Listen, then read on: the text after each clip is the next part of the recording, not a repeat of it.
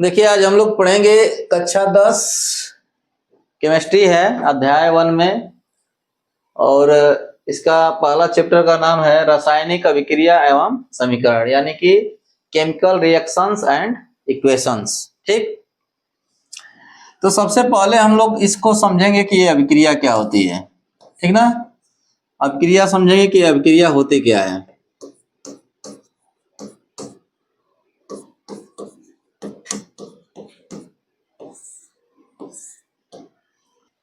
तो अभिक्रिया का डिफिनेशन में हम लोग सबसे पहले स्टार्ट करेंगे कि वह क्रिया जिसमें पदार्थों के संगठन, गुणों तथा संरचनाओं में परिवर्तन हो जाता है।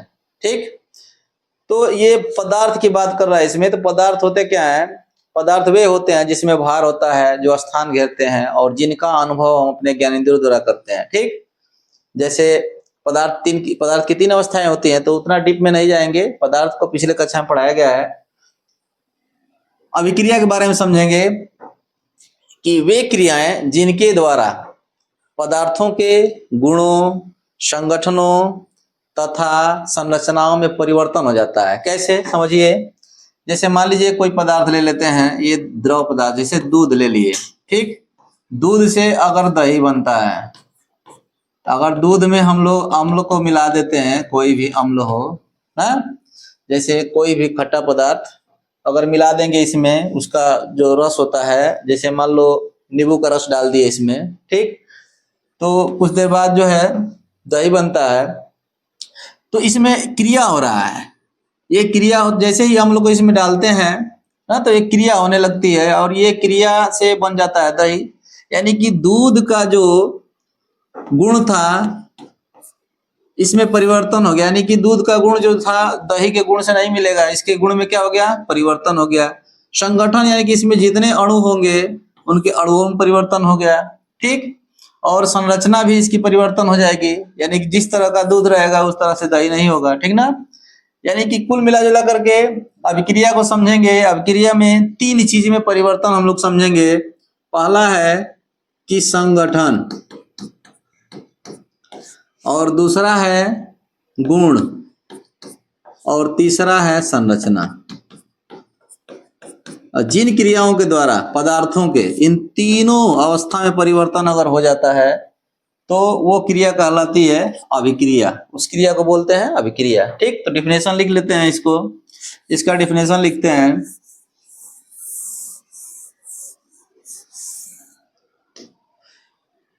वे क्रिया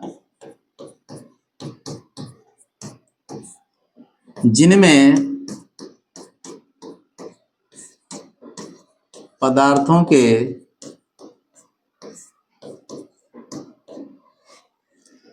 संगठन, गुणों तथा संरचना में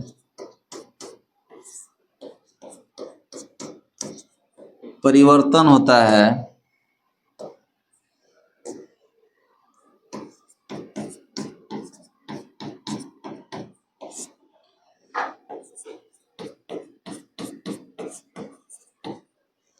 अभिक्रिया कहलाती है।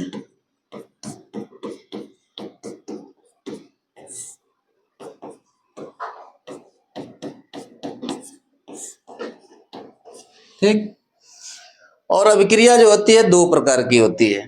ठीक ना, पहली अभिक्रिया है नाभिकीय ऊर्जा, नाभिकीय अभिक्रिया, और दूसरा होती है रासायनिक अभिक्रिया। ठीक ना, पहली अभिक्रिया का नाम है नाभिकीय अभिक्रिया,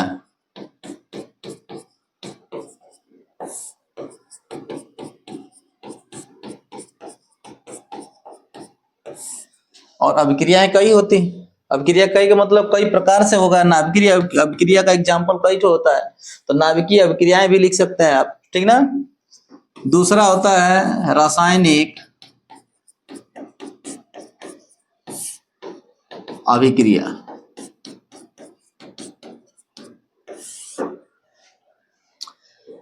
यानी कि न्यूक्लियर रिएक्शन और केमिकल रिएक्शन। ठीक ना, इसमें हम लोग समझें कि नाभिकीय अभिक्रिया क्या होती है। ठीक ना। यहीं पे समझ लेते हैं कि नाभिकीय अभिक्रिया क्या होती है और रासायनिक अभिक्रिया क्या होती है। अभिक्रिया भी होता है जिसमें क्या होता है, जिनके द्वारा पदार्थों के संगठन, गुणों तथा संरचना में परिवर्तन होता है, तो वो अभिक्रिया कहलाती है। अभिक्रिया दो प्रकार की होती है। पहला अभिक्रिया है नाभिकीय अभिक्रिया, दूसरा है रासायनिक अभिक्रिया।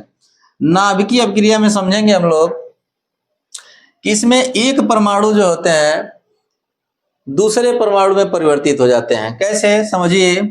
जैसे मान लो 1H1 है प्लस 1H2 है, यानी कि यह एक ही प्रकार के परमाणु हैं, यानी कि हाइड्रोजन का परमाणु है, इसमें हाइड्रोजन का परमाणु क्रमांक 1 है, इसको परमाणु क्रमांक बोलते हैं, इसको परमाणु भार, और ये है परमाणु क्रमांक, ये परमाणु भार। लेकिन ये हाइड्रोजन तो है लेकिन इसका नाम है 1H1 है, तो इसका नाम ड्यूटेरियम है, ड्यूटेरियम, और इसका नाम है, ये 2 होता है 1H2 और ये 1H3 होता है, ठीक ना, ये 1H3, ठीक। तो 1H2 यानी कि ड्यूटेरियम और 1H3 इसका नाम है ट्राइटियम। इनसे बनता है, जैसे ये नाभिकीय अभिक्रिया में क्या होता है कि एक प्रकार के परमाणु, ठीक ना, दूसरे प्रकार के परमाणु में परिवर्तित हो जाते हैं। यानी कि यह एक प्रकार के परमाणु हैं, तो या इसको ऐसे ही बोल सकते हैं, एक ही प्रकार के जो परमाणु के नाभिक होते हैं दूसरे प्रकार के परमाणु के नाभिक में परिवर्तित हो जाते हैं। कैसे, समझिए। जब ये एक साथ मिलेंगे तो टूट करके बन जाएंगे, यहाँ हीलियम बन जाएगा और यहाँ बन जाएगा आपका न्यूट्रॉन, ठीक। अब इस नाभिकीय अभिक्रिया को देखने के बाद हम लोग ये इसका बैलेंस करके देखेंगे कि ये बराबर है बैलेंस कि नहीं है दोनों तरफ। देखिए इसमें परमाणु एक है, इसमें भी एक है, यानी कि 1 1 2, और यहाँ भी देखिए परमाणुओं में अंतर आ गया है, ठीक। लेकिन परमाणु भार देखिए 2 है इसमें, 3 5 और 4 1 5, बैलेंस नहीं है। लेकिन इससे कोई घबराने की बात नहीं है। रिएक्शन के दौरान जो पदार्थ बनते हैं तो ये जरूरी नहीं है कि बैलेंस से रहते हैं, ठीक ना। अलग अलग परमाणुओं की संख्या हो सकती है। आगे हम लोग पढ़ेंगे संतुलित समीकरण, तो उसमें हम लोग समझेंगे कैसे बैलेंस किया जाता है, ठीक। इसमें बस हम लोग ये देखेंगे कि नाभिकीय अभिक्रिया में होता क्या है। नाभिकीय अभिक्रिया में एक ही प्रकार के परमाणु जो होते हैं, एक प्रकार के परमाणु दूसरे प्रकार के परमाणु में परिवर्तित हो जाते हैं। जैसे जैसे मान लीजिए कि यहाँ हाइड्रोजन के परमाणु थे और यहाँ देखिए दूसरे प्रकार के परमाणु में परिवर्तित हो गए, ठीक। अब इसके विपरीत हम लोग जाएंगे किसमें, रासायनिक अभिक्रिया में। रासायनिक अभिक्रिया में ऐसा नहीं होता है, परमाणु जो है एक परमाणु दूसरे परमाणु में परिवर्तित नहीं होता है, ठीक ना। इसमें क्या होता है कि इसमें नया पदार्थ बनता है, ठीक। 2 या 2 से अधिक पदार्थ मिल करके एक नए पदार्थ का निर्माण करते हैं। जैसे मान लीजिए कि मैं Cu और प्लस Cl को ले लिया, ठीक, 2 पदार्थ हो गए। इन दोनों को जब मिलाएंगे तो एक नए पदार्थ का निर्माण कर देंगे। देखिए यहाँ ये कॉपर था और ये क्या था, क्लोरीन। किसका निर्माण कर दिए, कॉपर क्लोराइड का। एक नए पदार्थ का निर्माण कर दिए, लेकिन परमाणु में कोई परिवर्तन नहीं हुआ। देखिए Cu है तो Cu भी यहाँ है, Cl है तो Cl भी है, इनमें कोई परिवर्तन नहीं हुआ। लेकिन नाभिकीय अभिक्रिया में देखिए हाइड्रोजन था तो यहाँ हीलियम हो गया, ठीक ना। नाभिकीय अभिक्रिया में एक परमाणु दूसरे परमाणु में परिवर्तित होता है, लेकिन इसमें परमाणु परिवर्तित नहीं होते हैं, परमाणु वैसे ही रहते हैं, परमाणु नहीं बदलते हैं। इसमें बदलता क्या है, 2 या 2 से अधिक पदार्थों को जब मिलाते हैं तो एक नए पदार्थ का निर्माण हो जाता है। तो इसका डिफिनेशन में हम लोग यही समझ लेते हैं कि ऐसी अभिक्रिया जिसमें 2 या 2 से अधिक पदार्थ मिलकर के एक नए पदार्थ का निर्माण करते हैं, ठीक। लेकिन नाभिकीय अभिक्रिया में क्या होता है, एक परमाणु, इसका परिभाषा लिखेंगे कि ऐसी अभिक्रिया जिसमें एक परमाणु दूसरे परमाणु में क्या हो जाता है, परिवर्तित हो जाता है। तो इस अभिक्रिया को कहते हैं नाभिकीय अभिक्रिया, ठीक। इसके आगे हम लोग अब पढ़ेंगे रासायनिक अभिक्रिया, क्योंकि चैप्टर का नाम था रासायनिक अभिक्रिया एवं समीकरण। तो हम लोग पढ़ेंगे पहले रासायनिक अभिक्रिया। रासायनिक अभिक्रिया क्या होती है, हेडिंग लगा लेते हैं, रासायनिक अभिक्रिया।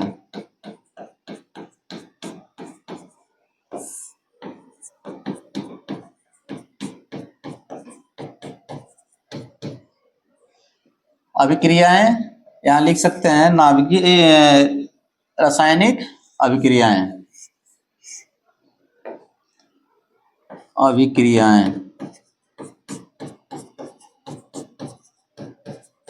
देखिए, अब इस चैप्टर में जहां तक था कि अभिक्रिया दो प्रकार की होती है, एक नाभिकीय अभिक्रिया और एक रासायनिक अभिक्रिया। तो नाभिकीय अभिक्रिया वहीं तक है बस।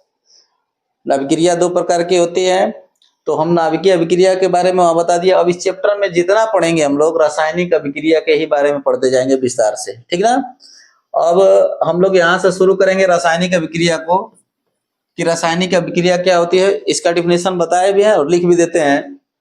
पहली बात एग्जाम्पल के माध्यम से समझेंगे हम लोग।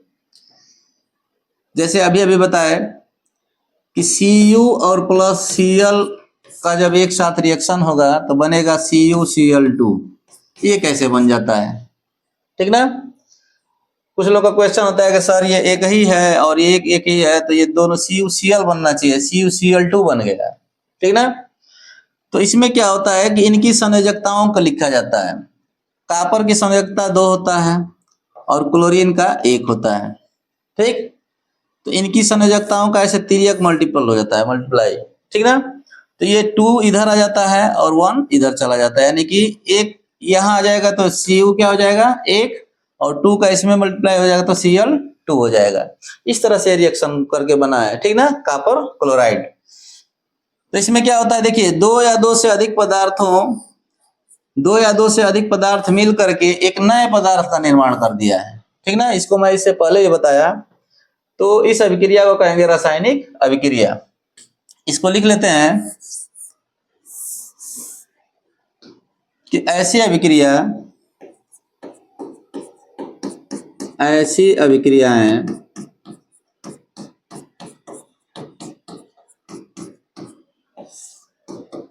जिनमें दो या दो से अधिक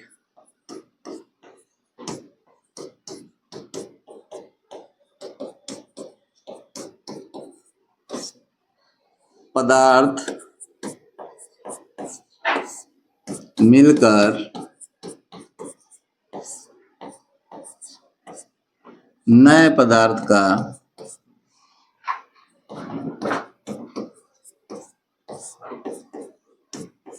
निर्माण करते हैं,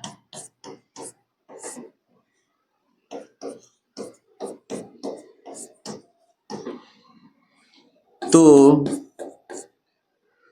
उसे रासायनिक अभिक्रियाएं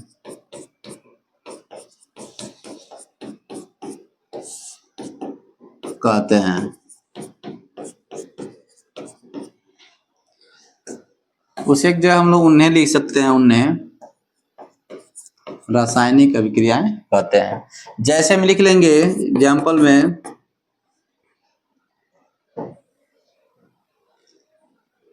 इसी को ले लेते हैं, Cu प्लस Cl बन गया CuCl2, यानी कि ये है आपका कॉपर और ये है क्लोरीन और ये बन गया कॉपर क्लोराइड। आगे एग्जाम्पल बहुत पढ़ेंगे हम लोग इसका, फिलहाल एक एक एग्जाम्पल हम बताते जाएंगे। फिर आगे जैसे ही हम लोग संतुलित रासायनिक समीकरण पढ़ेंगे तो बहुत सारे एग्जाम्पल आएंगे, ठीक ना। रासायनिक अभिक्रिया के बाद हम लोग पढ़ेंगे अब आगे रासायनिक समीकरण। लेकिन इससे पहले हम लोग पढ़ लेते हैं रासायनिक अभिक्रिया में अभिक्रिया से पहले वाले जितने पदार्थ होते हैं इनको क्या बोलते हैं, अभिक्रिया के बाद वाले जो पदार्थ होते हैं इनको क्या बोलते हैं, ठीक ना। तो अभिक्रिया के जो पहले वाले पदार्थ होते हैं वो अभिकारक होते हैं, या इसे अभिकर्मक भी बोलते हैं। अभिकारक कहें या अभिकर्मक भी बोल सकते हैं। और ये होता है उत्पाद। अब आगे बात की अभिकारक किसको कहेंगे। ऐसे तो बता दिए, देख करके आप बता देंगे कि जो अभिक्रिया से पहले ये तीर का निशान से हम लोग, ये तीर का निशान हमेशा उत्पाद की तरफ रहता है, ठीक ना, इसकी दिशा हमेशा उत्पाद की तरफ रहेगा। तो हम बताएंगे कि अभिक्रिया से पहले वाले जितने पदार्थ होते हैं अभिकारक होते हैं, तो देख के तो आप बता देंगे कि अभिकारक होते हैं, और अभिक्रिया के बाद वाले जितने पदार्थ आते हैं सब उत्पाद होते हैं। लेकिन डिफिनेशन कैसे लिखेंगे, किसी अभिक्रिया के फलस्वरूप, ठीक ना, किसी अभिक्रिया के फलस्वरूप जिन पदार्थों का परिवर्तन होता है, पदार्थों का परिवर्तन, देखिए इनका परिवर्तन हो गया है, तो जिन पदार्थों का परिवर्तन होता है उन्हें कहते हैं अभिकारक। और अभिक्रिया के फलस्वरूप, ठीक ना, जो नए पदार्थ बनते हैं उन पदार्थों को बोलते हैं उत्पाद। ठीक, तो अभिकारक और उत्पाद को अच्छी तरह समझ लीजिएगा, क्योंकि जब भी कुछ बताया जाएगा तो अभिकारक उत्पाद का अत्यधिक नाम लिया जाएगा, ठीक ना। यानी कि कोई भी अभिक्रिया हो रही है तो उसमें अभिक्रिया के फलस्वरूप, अभिक्रिया के दौरान जिन पदार्थों में परिवर्तन हो जाता है उन पदार्थों को कहते हैं अभिकारक, और अभिक्रिया के दौरान जो नए पदार्थ बनते हैं उनको बोलते हैं उत्पाद। ठीक, इसके बाद हम लोग पढ़ेंगे रासायनिक समीकरण, ठीक ना। रासायनिक समीकरण क्या होता है,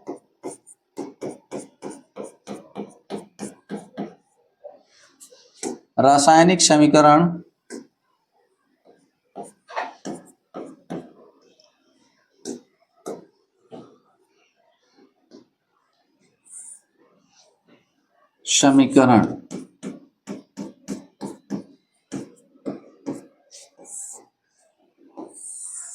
यानी केमिकल इक्वेशन, ठीक ना।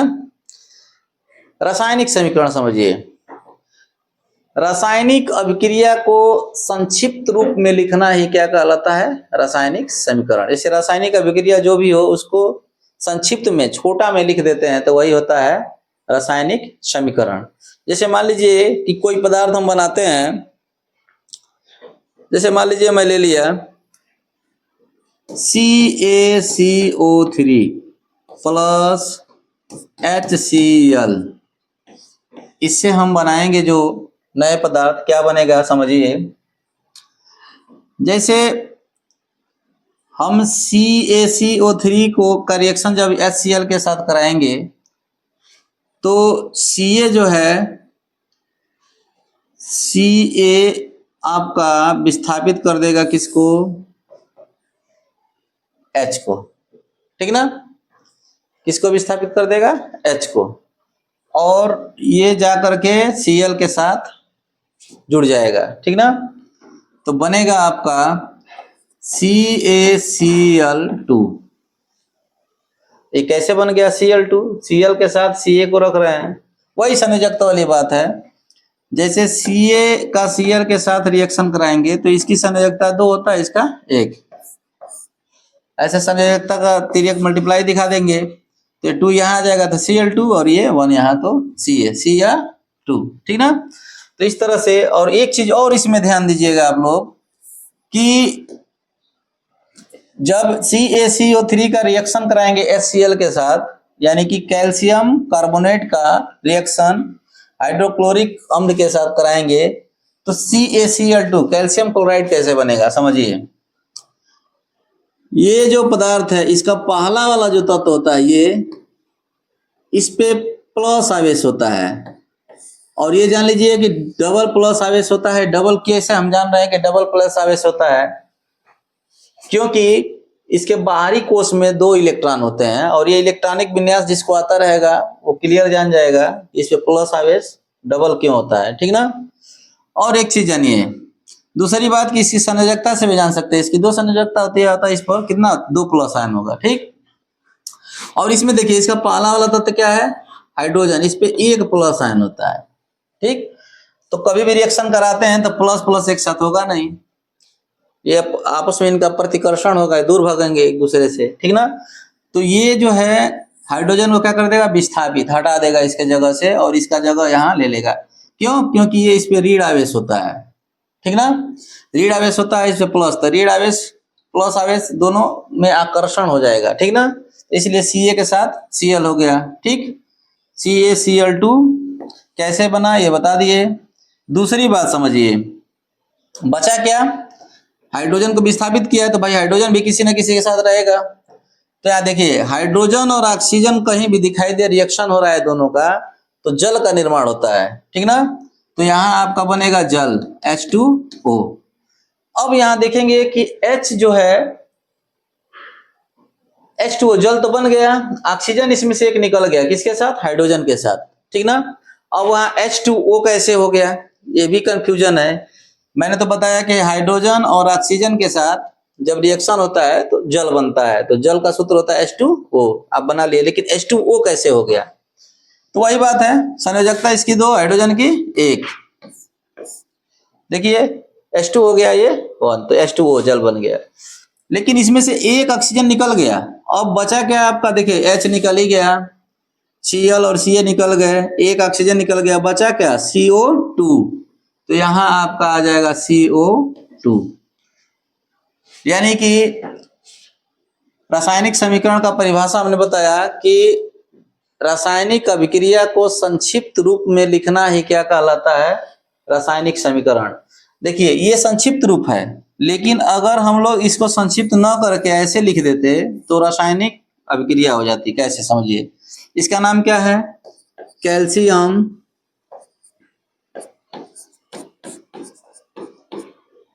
कार्बोनेट।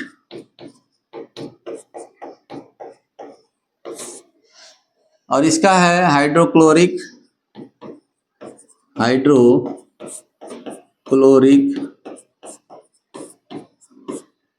अम्ल। अम्ल इसलिए जोड़ दे रहा है ना कि जब भी किसी यौगिक में H आयन मतलब हाइड्रोजन आयन उपस्थित है तो अम्ल होता है, ठीक ना। और यहां है आपका कैल्शियम क्लोराइड, इसका नाम है कैल्शियम क्लोराइड। और ये आपका कार्बन डाइऑक्साइड है,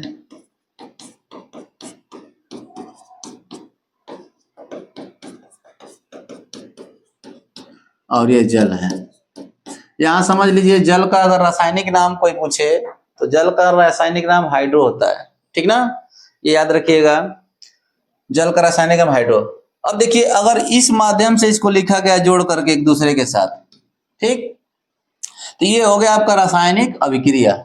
लेकिन इसको हम लोग किसी अच्छा से प्रदर्शित करके छोटा करके लिख दिए तो ये हो गया आपका रासायनिक समीकरण, ठीक ना। तो रासायनिक समीकरण में हमेशा अणु सूत्र के माध्यम से लिखा जाता है, तो अणु सूत्र ये हैं, सब क्या है, अणु सूत्र हैं, ठीक। तो अणु सूत्र के माध्यम से लिख दिए, यानी कि रासायनिक अभिक्रिया को संक्षिप्त में लिख दिए हम लोग, तो ये हो गया आपका रासायनिक समीकरण। डिफिनेशन लिख लेते हैं, फिर एग्जाम्पल में इनको लिखेंगे।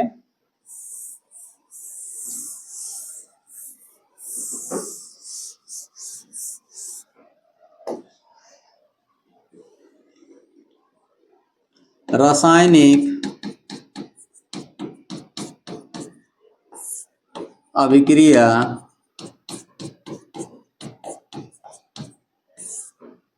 को संक्षिप्त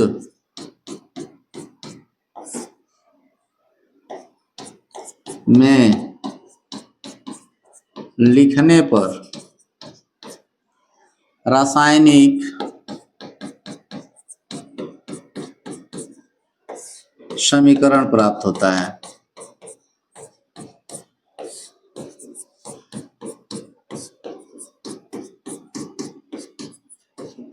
कैसे, देखिए पहले रासायनिक समीकरण लिखेंगे कैल्शियम, एग्जाम्पल में लिखेंगे कैल्शियम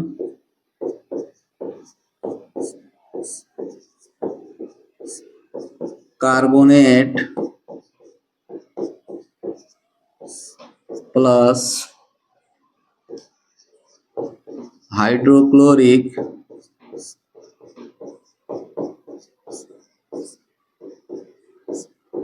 अम्ल बनेगा calcium chloride plus carbon dioxide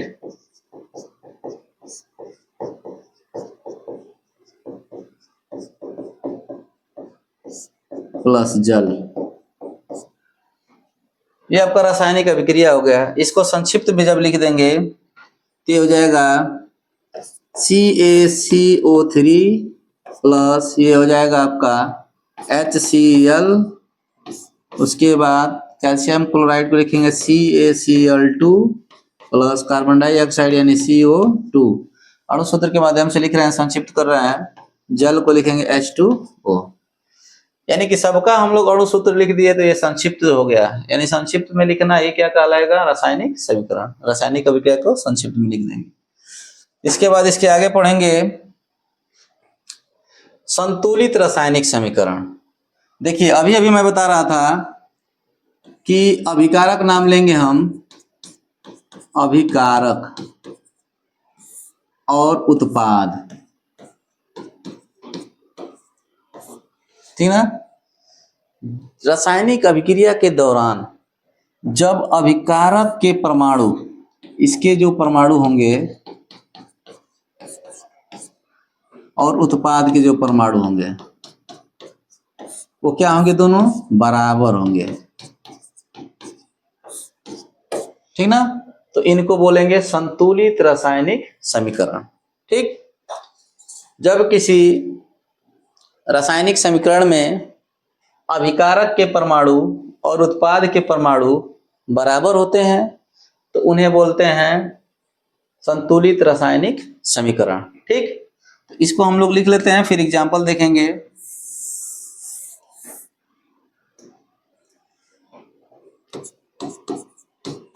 heading लगा लेते हैं पहले कि संतुलित रासायनिक समीकरण। संतुलित रासायनिक समीकरण।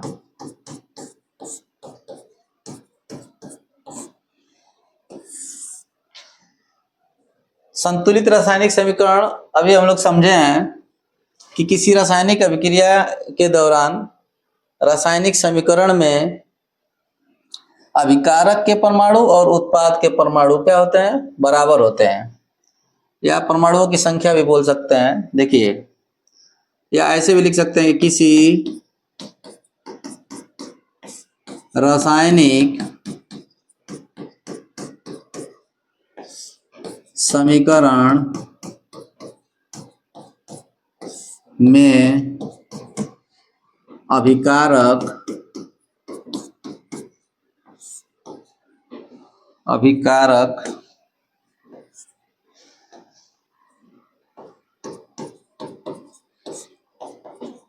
के परमाणु तथा उत्पाद के परमाणु बराबर होते हैं, बराबर या समान होते हैं, तो उसे संतुलित रासायनिक समीकरण कहते हैं। संतुलित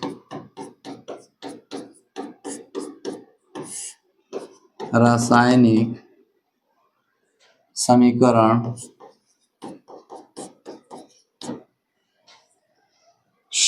कहते हैं।